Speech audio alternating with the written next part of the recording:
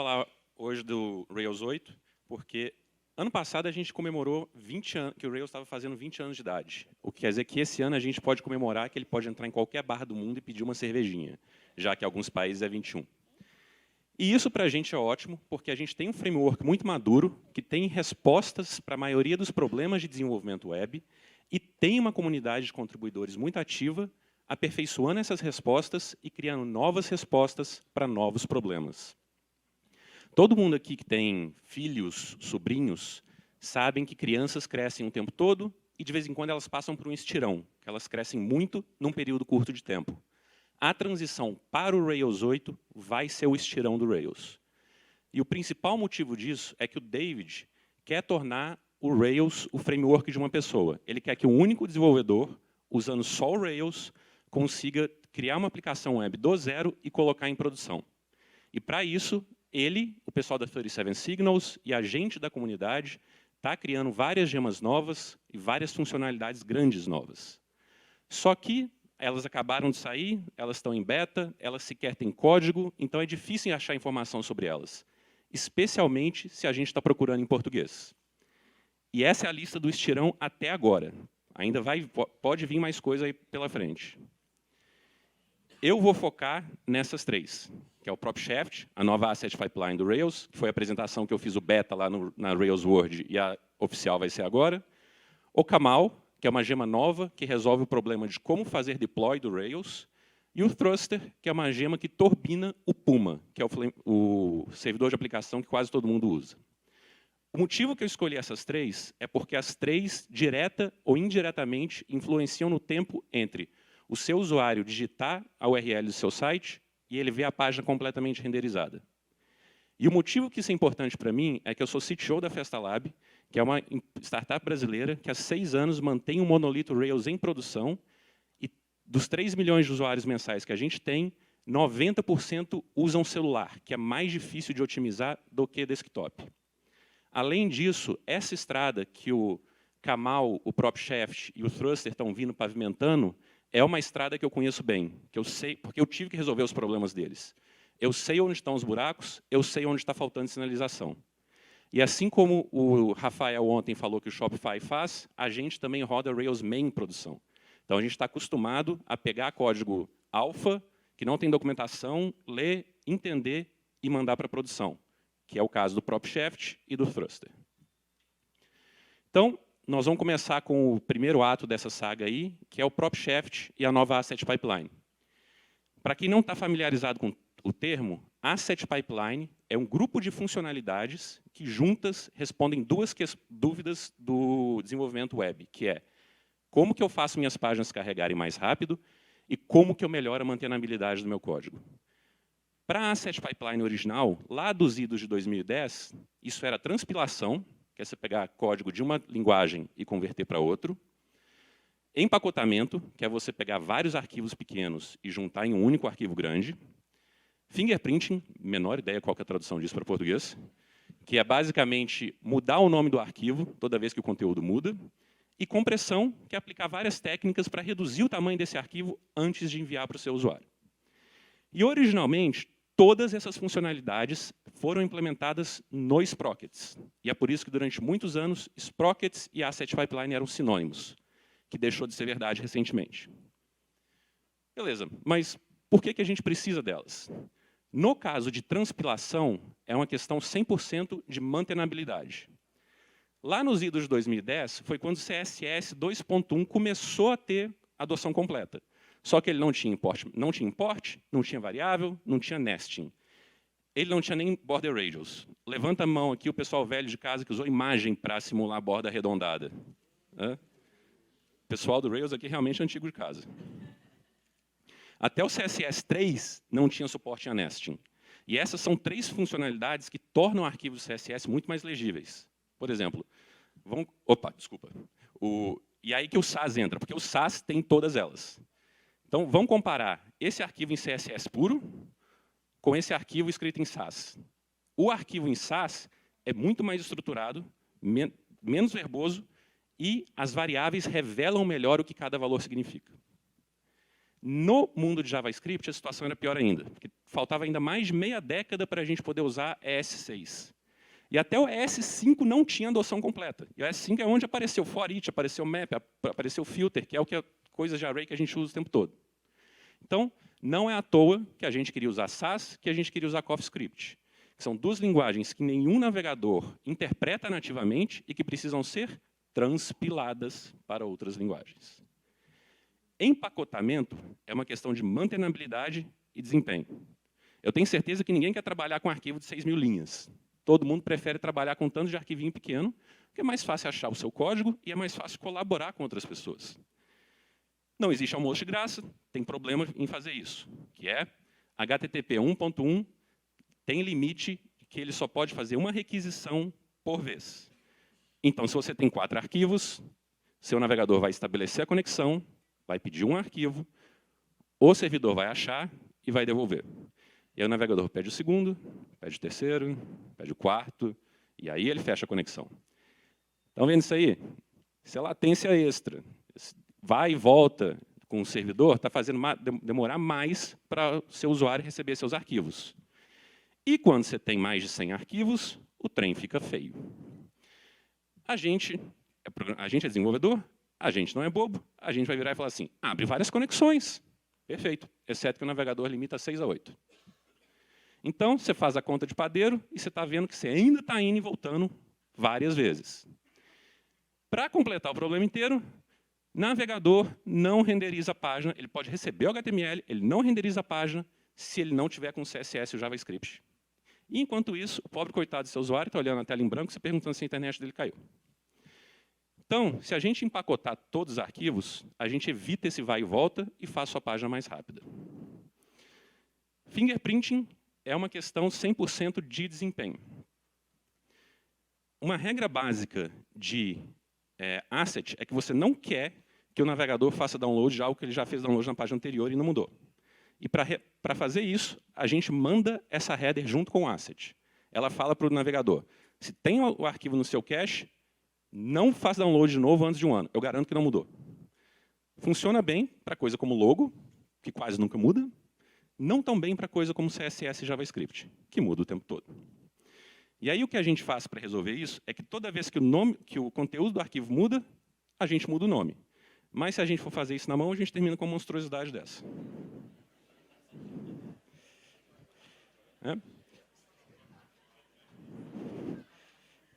Então, a Asset Pipeline automatiza isso para a gente, e o jeito que ela automatiza é que ela gera um fingerprint do conteúdo. Fingerprint é essa sequência de número e letras. E coloca no nome do arquivo. E aí, cada vez que o conteúdo muda, o nome do arquivo muda. Tem mais um problema, porque nada é fácil. O seu CSS vai fazer referência à imagem e à fonte. E aí, o fingerprinting vai trocar o nome do arquivo. Não vai ser work-sans.off, vai ser work-sans, uma sequência de números e letras.off. E essa URL fica quebrada. O Sprockets te dava um asset helper e mandava você usar ele. Que aí o Sprockets corrigia sozinho a URL. Funciona se você pode editar os arquivos, não funciona se você está usando Bootstrap, que tem essas coisas já feitas e você não pode editar.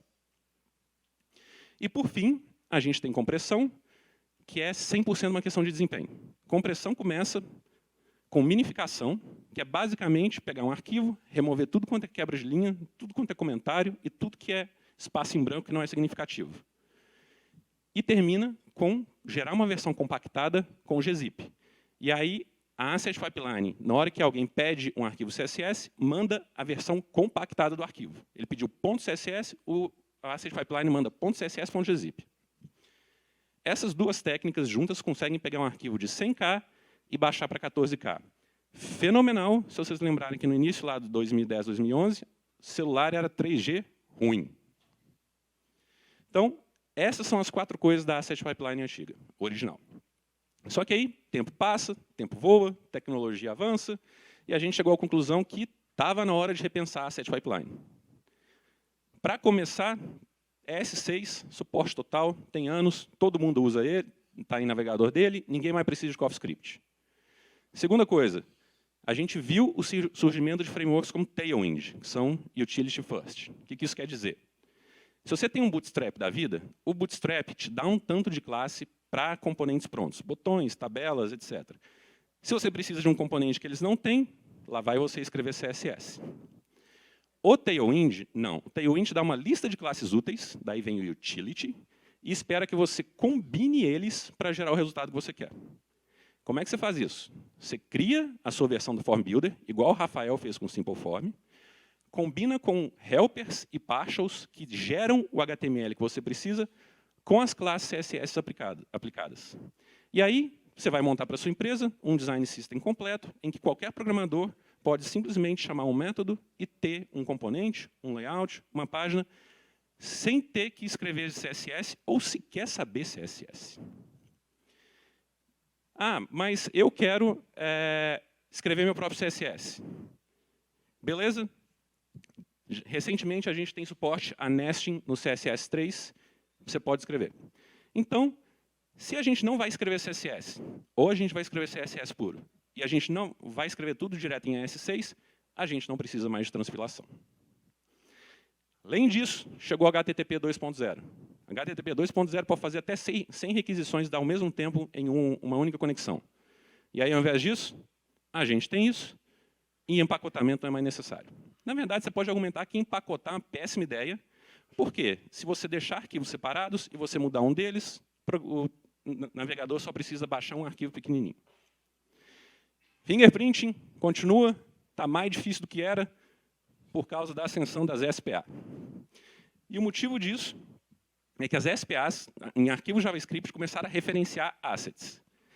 E ao contrário do mundo CSS, que tem uma especificação da W3C falando como que você referencia asset, no mundo JavaScript, qualquer hora pode aparecer um jeito novo. Então, você tem o import do JavaScript, você tem o require do Node, e aí você tem as maluquices de bundler. Então, a gente olhou aquilo e falou assim, vamos pegar o Webpack, que é o bundler mais usado agora, e vamos montar uma gema em cima para fazer essa gema, resolver o problema de fingerprinting, que o Sprockets não dá conta de resolver, e dar acesso ao mundo de Node. Funcionou, aí a comunidade JavaScript, acelerada do jeito que é, olhou para a gente e falou, mas e o Rollup, você não vai fazer uma gema para ele, não? Aí passou um tempo, tem esse novo aqui, S-Build, faz uma gema para ele também. Aí, ano passado, agora tem o BAN, faz para o BAN. E a gente olhando aquilo, falou assim,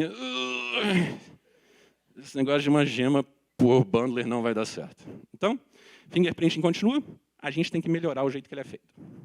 E, por fim, as CDNs começaram a oferecer como parte dos serviços delas, muitas vezes um tier gratuito, compactação automática de asset. Eles veem um CSS e um JavaScript, eles geram um arquivo compactado com gzip, e mais recentemente com Brotli, e toda vez que o navegador pede, automaticamente manda o menor dos dois. Compressão não é mais necessário. Em resumo, não precisamos de transpilação, não precisamos de empacotamento, precisamos de fingerprinting, mas temos que melhorar esse trem. A gente quer remover os asset helper para Bootstrap funcionar direto, e a gente quer ou acrescentar suporte a import maps, ou desativar fingerprinting para coisa que está vindo do bundler. Remove compressão e vamos melhorar essa integração com os bundlers para a gente não ter que fazer uma gema para cada um, tanto CSS quanto JavaScript. Beleza. Então, a gente sabe o que a gente quer fazer, a gente sabe as armadilhas que a gente quer evitar, mas a gente está com um problema que todo programador que já trabalhou em produção tem, que é, atualizamos Sprockets ou começamos do zero? Como eu disse, o Sprockets era sinônimo da Asset Pipeline, só que o Sprockets é um monstro. O Sprockets tem 15 anos de idade, milhares de commits, de centenas de programadores, e um tanto de código para dar suporte à funcionalidade que a gente acha que não precisa mais. Então, David decidiu e, em 18 de setembro de 2021, criou o PropShaft. Então, deem uma olhada nessa primeira linha aí, olhe o horário dela, e agora começa a olhar para cima, os horários. O que vocês estão vendo é uma gema moderna do Rails sendo criada passo a passo. E isso é uma excelente oportunidade de aprendizado, porque vocês sabem o que a gente está querendo implementar e o que a gente está querendo evitar.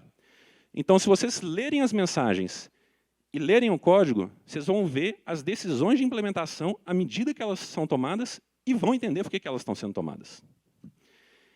E, 2 meses depois, pouco mais de 100 commit, vocês vão chegar nessa versão 0.2.1, que foi a primeira vez que que o PropShaft foi para a produção, e foi a produção da FestaLab. Eu usei a FestaLab como cobaia, não aconteceu nada, não quebrou nada, mas deu tudo certo.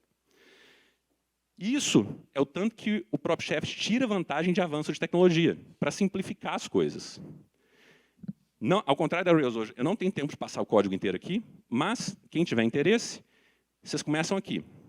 Quando a aplicação de vocês inicia, o PropSheft vai inserir nessa variável de configuração uma instância da classe mais importante dele, que é a Assembly. Assim como todas as estradas levam a Roma, todo o código da Asset Pipeline leva ao Assembly e nele você tem acesso a todas as funcionalidades, que são o Load Path, que são todos os caminhos onde tem asset seu. O Sprockets tinha um arquivo de manifesto, que você tinha que editar na mão. O PropSheft eliminou isso, o PropSheft acha os assets sozinho.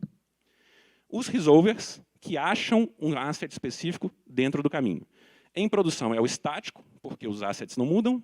Em desenvolvimento é o dinâmico, porque os assets mudam. Server, usado só em desenvolvimento para servir os assets. Processor, para 3 tarefas que a gente conhece bem, que é precompile, clean, clobber. E os compilers, que são os carinhas que vão entrar no arquivo CSS JavaScript e corrigir aquelas referências.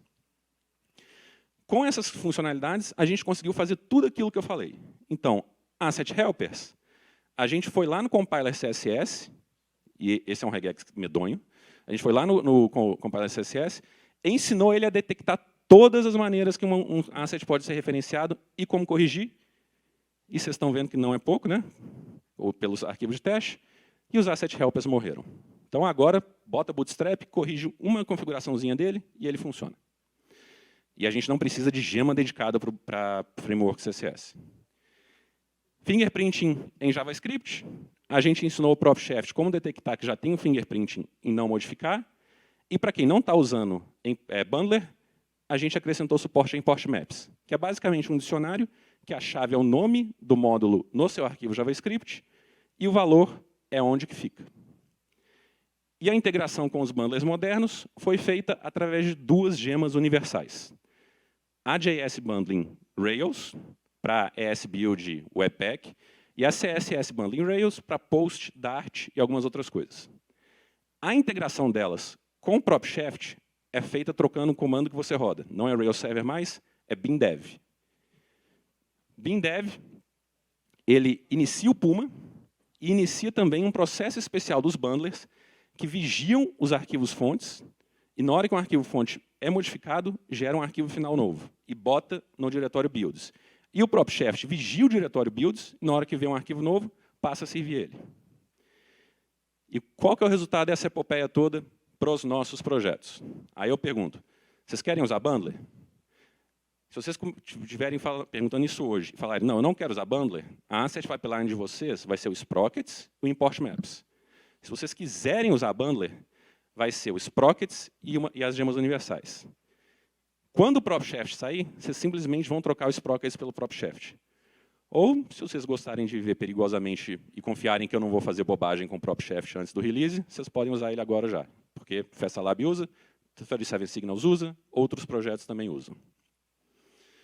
Então, vamos agora ao segundo ato desse épico, que eu vou falar do Kamal.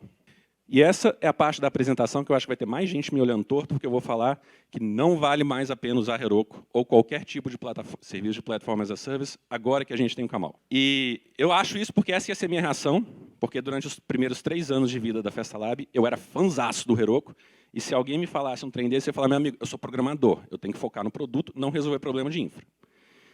E o motivo que eu falaria isso é medo do desconhecido, porque eu olhava o Heroku, era só uns botõezinhos que as coisas funcionavam, tinha uma equipe excelente de suporte, tinha uma documentação excelente, tinham comunidades de várias pessoas usando Heroku, então eu sabia que qualquer problema que eu tivesse, eu ia achar a solução. Aí na hora que eu olhava aquele negócio, abria a Amazon, EC2, VPC, não sei o quê, eu falei assim, esse trem aqui está meio perigoso. E no fim, a única coisa que a gente quer é que o trem funcione. Ninguém quer acordar aqui no meio da madrugada para correr para descobrir o que o servidor caiu, ou ter que sair do restaurante no sábado correndo para casa para tentar rebutar alguma coisa. E aí que o Kamal entra. O Kamal ele pega a filosofia do Rails de otimizar para a felicidade do programador e fazer com que as coisas funcionem com o mínimo de configuração possível e aplica a DevOps. Se eu fosse criar uma escala de esforço, onde 0 é ter uma equipe de DevOps que faz isso e vocês nunca terem que olhar, e 100 é o que a Festa Lab teve que fazer quando a gente foi obrigado a sair do Heroku, que é montar a infra inteira do zero, o Heroku é um 20, porque ele tem alguns conceitos, algumas restrições que você tem que entender, e o Camel é um 30. Não é muito mais. Tá bom, Breno, pode não ser muito mais, mas 20 para 30 ainda é mais esforço. Por que eu quero usar o Camel? O primeiro motivo é mais óbvio, é a redução de custo, né, gente? Porque o Heroku tem esse tanto de coisa, porque ele tem uma equipe de dezenas, centenas de programadores que ele tem que pagar, e ele repassa o custo para a gente.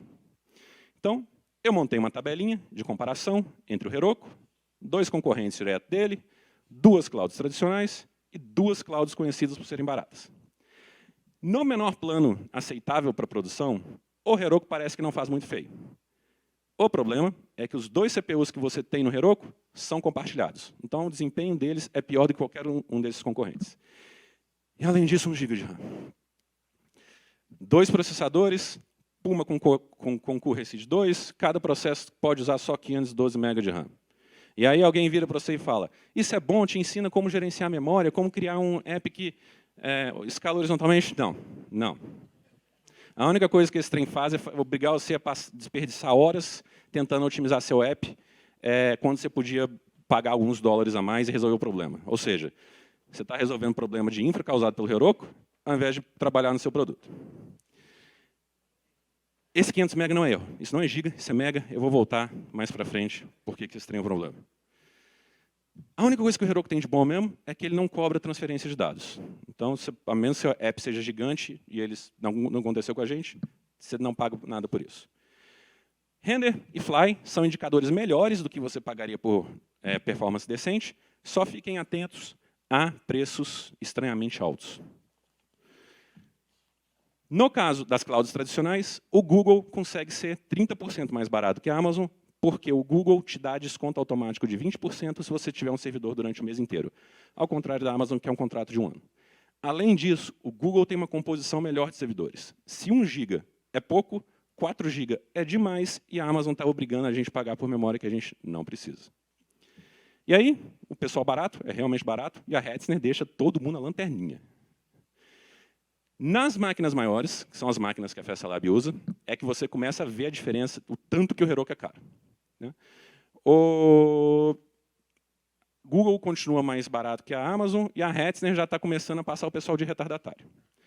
Então, povo, não achem que é só porque a 37 Signals usa o Camel, comprou caixas de servidor, mandou instalar no data center, que vocês têm que fazer o mesmo.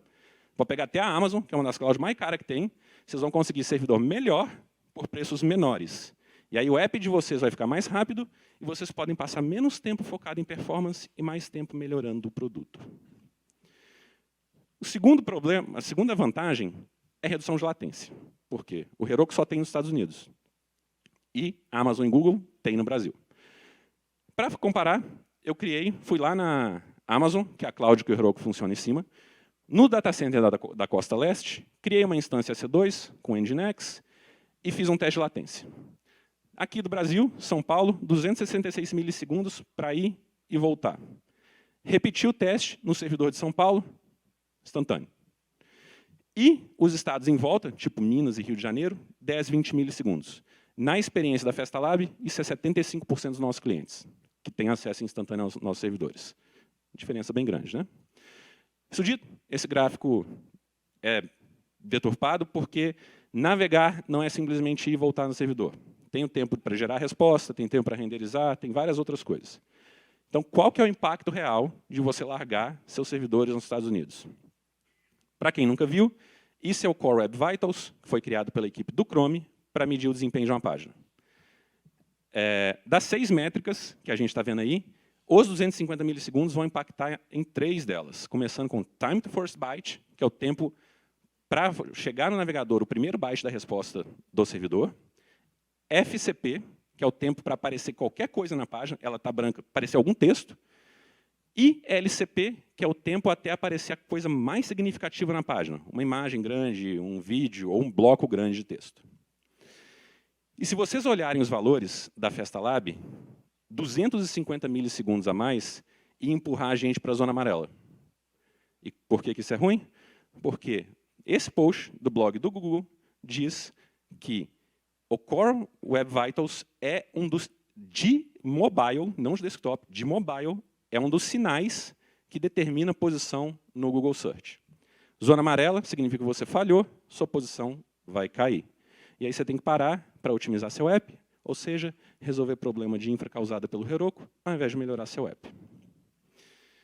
E para deixar claro o tanto que é difícil otimizar para mobile, a FestaLab está a 3 a 20 milissegundos de 75% dos clientes. Nós temos resposta média a 74 milissegundos.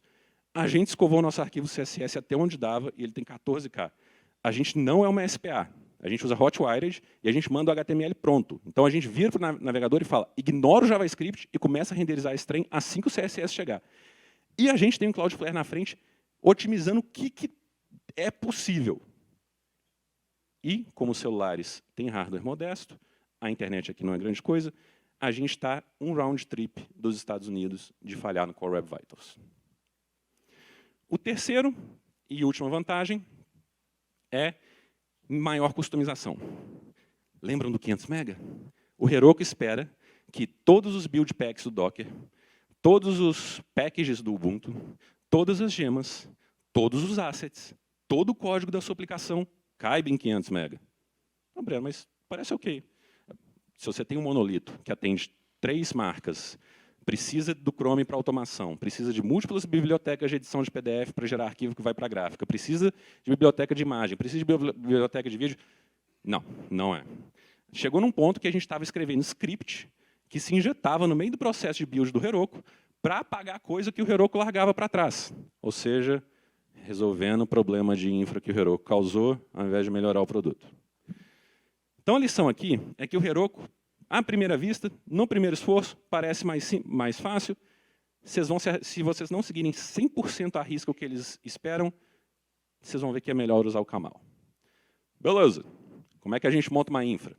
5 passos. A gente começa com o setup da infraestrutura, que é basicamente se registra numa cloud e aluga os servidores. Você pode pegar só um servidor, se você quiser colocar tudo em um único lugar, ou para um negocinho um pouco mais robusto, você pega o load balancer, você pega um banco gerenciado, porque isso dá medo de gerenciar. Você pega 2 servidores web e um servidor de job. Depois, a gente faz a instalação do software necessário, que é o Ruby, que é o cliente de banco de dados, que é o libvips, que é o ffmpeg, esse tipo de coisa. Deploy do código, que é onde a gente vai clonar o repositório, inserir variável no ambiente, rodar bundle, install, yarn, install e pré-compile. Configuração dos processos, que é onde a gente vai configurar o Puma e o Sidekick para iniciar junto com a máquina e serem reiniciados se eles travarem. E monitoramento, que é onde a gente vai olhar o uso de CPU, de memória, de HD e logs.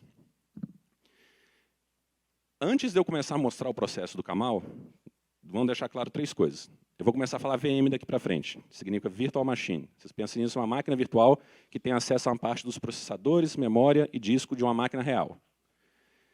Cada cloud dá um nome diferente para isso. É tudo VM.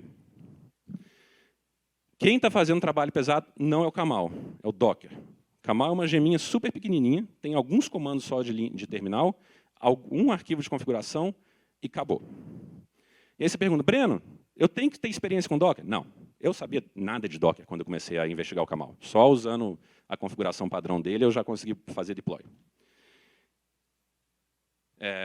A gente vai alugar uma máquina da cloud, ela vai estar rodando uma distribuição Linux, eu gosto de Ubuntu LTS, o Docker vai ser instalado nela, e aí o Docker vai criar dentro dele uma outra distribuição, que se você for usar do Ruby, é uma distribuição Debian.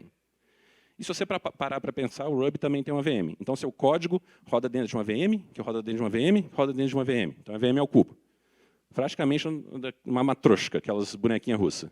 Lá em casa tem uma e minha afilhada vira e mexe, me arrasta, Dindo, me ajuda a procurar a vovó, a mamãe, a neném, que perdeu. Então, eu vou recriar o projeto clássico do blog e vou abrir ele no meu computador. Está muito mais bonitinho do que 2008, né? 2004, desculpa. Mas não é novidade para ninguém. Então, vamos lá. Setup de infraestrutura. Eu fui na DigitalOcean, pode ser qualquer cloud. Fui na DigitalOcean, que era mais simples. Registrei, criei um load balancer, peguei um banco gerenciado, 2 servidores web, um servidor de job. Fui no Cloudflare, registrei o domínio FestaLab Dev. Fui no Docker Hub, criei uma conta pro Docker subir as imagens dele. Rodei Camel init. O Camel init vai criar vários arquivos no meu projeto, das quais 2 são importantes. Primeiro, fica na pasta config e é o deploy YAML. Esse é o arquivo de configuração do Camel, não do Docker, do Camel. Esse é o bloco que eu falo para o Camel quais são meus servidores. Esse é o bloco que eu falo para ele como que ele acessa o Docker, a conta do Docker. Esse é onde eu falo os segredos que têm que ser inseridos. Eles vêm desse segundo arquivo, que é o arquivo .env, que a gente preenche na mão. E essa configuração me matou de raiva. Porque ela não faz parte do arquivo original, você tem que caçar ela na documentação, e se você está num Mac que não tem processador M1, M2 ou M3, o Docker trava no meio do processo de build, não dá erro, não dá timeout, não gera log, não faz nada. Então, quem está em PC ou quem está no Mac Intel, lembrem de botar isso. Por outro lado, quem está no Mac M1, arranca esse trem ou deixa ele como true. Beleza? Como é que a gente faz a instalação do software? Tem um terceiro arquivo que o Camel depende, que é o Dockerfile. Não é o Camel que cria, porque todo projeto Rails 7.1 para frente tem um Dockerfile. Para quem não conhece o Docker, Dockerfile é a receita de bolo de como montar uma imagem. Aqui é onde eu falo para ele, pega a distribuição Linux, a imagem da distribuição Linux oficial do Ruby. E aqui é onde eu rodo apt-get, todo mundo de Ubuntu e Debian está familiarizado, para instalar as coisas que eu preciso. O próximo passo é o deploy do código, que são esses 3 blocos. Eu copio gemfile lock, mando instalar as gems, eu copio o código da minha aplicação e eu faço pré-compile. De onde que esses arquivos estão vindo? Do meu computador. O Heroku clona o seu repositório. O Camel puxa do seu computador. Eu falei, mas isso não parece muito boa ideia, porque eu tenho que estar no branch main, eu tenho que ter dado pull, eu não posso ter arquivo não comitado. E se eu esquecer? Não, é feito assim, porque simplifica, e não se preocupem, o Camel tem hooks pré-configurados, que antes dele começar um deploy, ele olha exatamente isso. E te avisa, meu amigo, está no branch errado. Por fim, configuração dos processos, que o Dockerfile ele tem fixo um Rails Server. A gente não quer rodar Rails Server em todos os servidores. Tem um que a gente quer sidekick. Então, eu volto no arquivo de configuração e eu falo que eu tenho 2 blocos de servidores. Os web, que vão rodar Rails Server, e os de job, que vão rodar bundle exec sidekick. Por fim, monitoramento é onde vem toda a complicação extra do Camel, porque o Camel não tem nada de monitoramento. Você depende do cloud que você está. Mentira, o Camel tem pelo menos um Camel Logs para você ler os logs. E uma lista de outros comandos que vocês podem olhar no site oficial. Tudo isso feito, eu vou rodar Camel Setup, ele vai acessar as máquinas, instalar o Docker, rodar o Dockerfile, subir a imagem, e aí eu posso acessar meu domínio. FestaLab.dev, tranquilinho. Ah, vamos fazer uma mudança? Vamos colocar um placeholder nesse título. Coloquei, o que eu faço agora? Roda Camel Deploy, e a mudança está feita. Então, galera, é isso que o Camel faz. As doutrinas do Rails, reaplicadas em DevOps, sua infra de 0 à produção em 30 minutos e meia dúzia de comandos. E, por fim, o terceiro e último ato desse épico nosso, nós vamos falar do Thruster, que é uma gema criada para turbinar o Puma. Por quê? Porque o Puma é um excelente servidor de aplicação, mas é um péssimo servidor web. Para quem não sabe a diferença, os 2 tipos de servidor funcionam recebendo uma requisição e devolvendo conteúdo. Se o conteúdo está salvo em disco, tipo um arquivo JavaScript ou CSS, ele é estático. Se o conteúdo é gerado na hora pela sua aplicação, ele é dinâmico. Servidores como Apache e Nginx são especializados em conteúdo estático, servidores web. Servidores de aplicação como Puma, Passenger e Unicorn são especializados em conteúdo dinâmico. Então, o que eu estou falando é, na hora que eu peço o site da FestaLab, o Puma gera rapidinho o HTML e me devolve. Na hora que o navegador começa a pedir os assets, as fontes, o CSS, etc., o Puma é péssimo. Por quê? Não tem suporte HTTP2. Então, a gente tem vai e volta, vai e volta, vai e volta. E quando ele vai transferir arquivo, ele não tem suporte a uma técnica que chama Zero Copy. O que isso quer dizer? Para o Puma mandar uma imagem, ele tem que ler ela em memória, copiar ela para a memória dele, depois copiar para o socket. Enquanto isso está acontecendo, tem uma thread do Puma parada, usando CPU e usando memória. Servidores web como o Nginx, que tem suporte a Zero Copy, quando alguém pede um arquivo para eles, ele olha para o sistema operacional e fala assim, resolve esse trem aí para mim. E aí o sistema operacional olha para o disco rígido e a placa de rede e fala assim, copia direto entre vocês dois. E aí, o Nginx pode imediatamente voltar a receber request, não usa CPU, não usa memória. E esse processo é tão mais rápido que, para alguns arquivos, ele chega a levar 1/3 do tempo da cópia do Puma. Então, se tem uma coisa que a gente não quer, é o Puma tendo que lidar com asset. Aí o pessoal mais atento, mas Breno, padrão de produção do Rails é deixar o Puma lidar com assets. Eu falo, jovem gafanhoto. É porque a nossa intenção é que o Puma sirva o asset uma vez. E aí depois alguma parte da sua infra vai ter um cache desse asset e vai interceptar as requisições e deixar para devolver e vai largar o Puma em paz. Quem que é bom em servir asset? Nginx. E é por isso que tem tanta aplicação em produção que bota Nginx entre a internet e o Puma. Mas eu não sei como configurar o Nginx. Inclusive porque se você configurar ele errado, você dá um tiro no pé que as pessoas começam a logar em outras contas.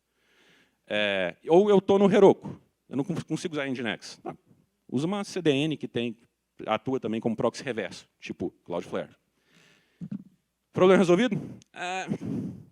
O Cloudflare ele só passa a servir os arquivos depois da segunda requisição de um data center. E ele não compartilha cache em data center. E tem 300 data centers no mundo, então seu arquivo vai ser requisitado 600 vezes. E se você opera um site de presente com produto novo entrando o tempo todo igual a FestaLab, o pobre coitado Puma nunca vai parar de servir arquivo. E aí que o thruster entra. O thruster é uma gema que se coloca entre a internet e o Puma se você rodar Thrust Rails Server. E ele tem tudo aquilo que eu expliquei. Ele faz cache, ele tem HTTP2, ele tem Zero Copy, ele tem compressão e ele tem SSL automático. Então, aquele negócio de ter que configurar o certificado da SSL, que é uma das coisas mais chatas, ele resolve sozinho. Então é isso aí, galera. Chegamos ao fim. PropShaft, Kamal já chegou, PropShaft está chegando, Thruster está chegando. E eles estão vindo para permitir que um único dev consiga resolver mais problemas sem ter que entender todas essas minúcias que eu expliquei para vocês. E eles estão vindo para permitir que um único dev passe mais tempo fazendo o que importa, que é melhorando o seu produto. Por hoje é só, pessoal.